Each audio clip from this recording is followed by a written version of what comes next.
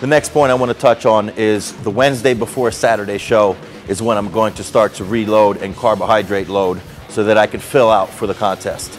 Typically, I'll do the most amount of calories on that Wednesday, a lot of protein, a lot of carbohydrates. Typically, I eat a lot of beef, and I'll do potatoes. I like to use white or red potatoes, and I'll probably eat 6 or 7 or 800 grams of carbohydrates on that Wednesday, just depending on how my body responds and how much I'm gonna need. If I'm really depleted, I'm gonna have to take in more. But it's one of those things where you have to kind of focus on looking at yourself in the mirror and seeing how full or how flat you are. And you wanna just take it as the hours come. Typically what I'll do is on the Thursday, I'll assess where my physique is and how full or flat I am, and then I'll continue to eat every day or all day long.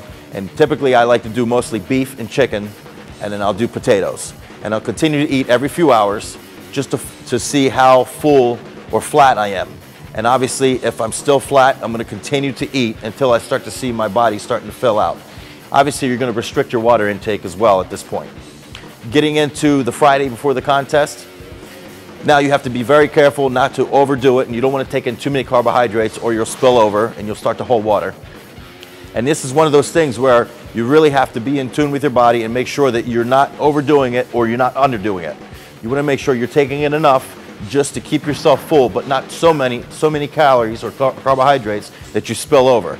And it's one of those things that you should be 90% by Thursday or Friday, and you want to just feed yourself a little bit at a time just to kind of cruise right into the contest and keep yourself in condition.